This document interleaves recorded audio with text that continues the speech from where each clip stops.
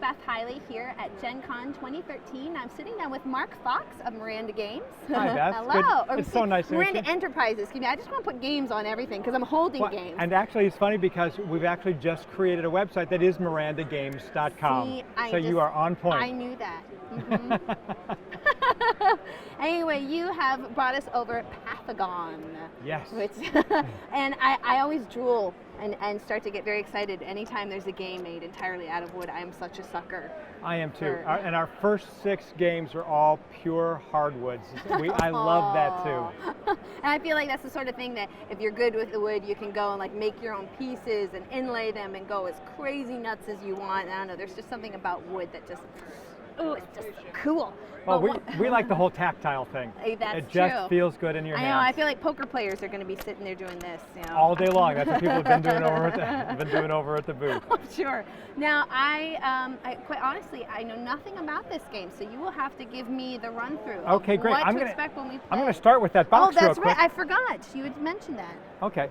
The objective of Pathagon. You'll note that we've got 2 dark sides and 2 light sides, and the objective of Pathagon, and as you can see in this picture, is you're trying to build a path. You're trying to build a path from one side to the other side of touching contiguous pieces.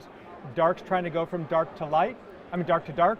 Light's trying to go from light to light. So really, you want to come to the dark side? Well, how many people have made that joke this con? Oh, really? You're the first one. Yes! Yes!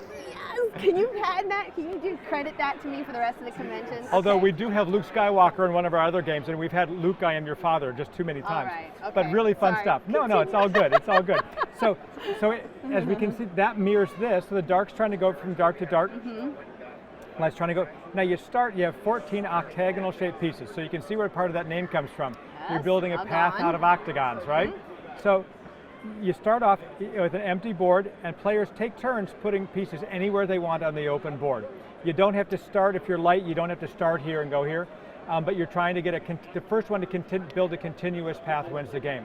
Now, diagonals mean absolutely nothing. This is touching pieces, okay? So since you've got mutually exclusive goals. And I'm guessing like that would not count because so diagonal means nothing, okay, right? Got it. Exactly. So since you have a goal of crossing paths, how to break through a path might be a really interesting thing to know. Otherwise I feel like you'd be in an endless stalemate. Exactly, and since none of our games have any stalemates, cats, games, or ties, we don't like that either. So what I'm going to do is I'm going to show what the trapping and removal move is. If you are right next to your opponent's piece and there's nothing left on the other side, you can fill it with one of your pieces, effectively trapping that and remove it. And you give it back like a loving gift to your opponent. No. Now, if they, on their next turn, they can put that in any open spot on the board except that for 1 turn. Okay. If I don't fill it with mine on the next turn, it's fair game for them to go back. All right.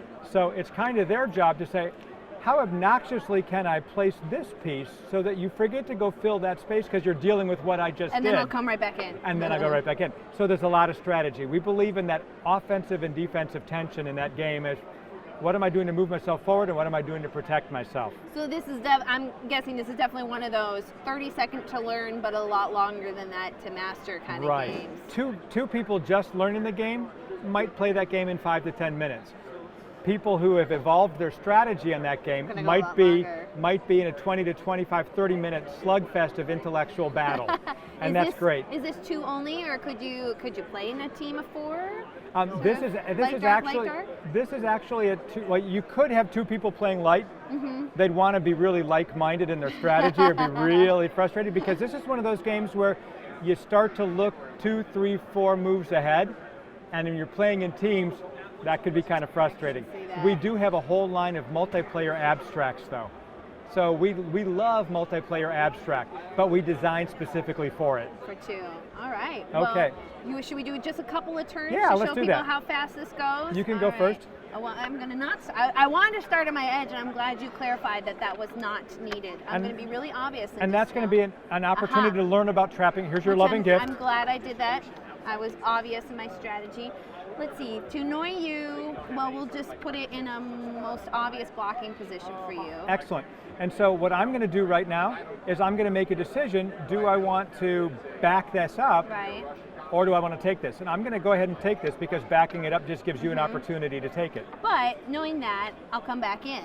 Exactly correct. And now you've lost your ability to trap me because... Right, but I'm forked, so I have to decide which one do I want to protect. And I'm going to go ahead and protect this one. Yeah, I was going to go in there if you didn't. Yeah, exactly. No, I could just...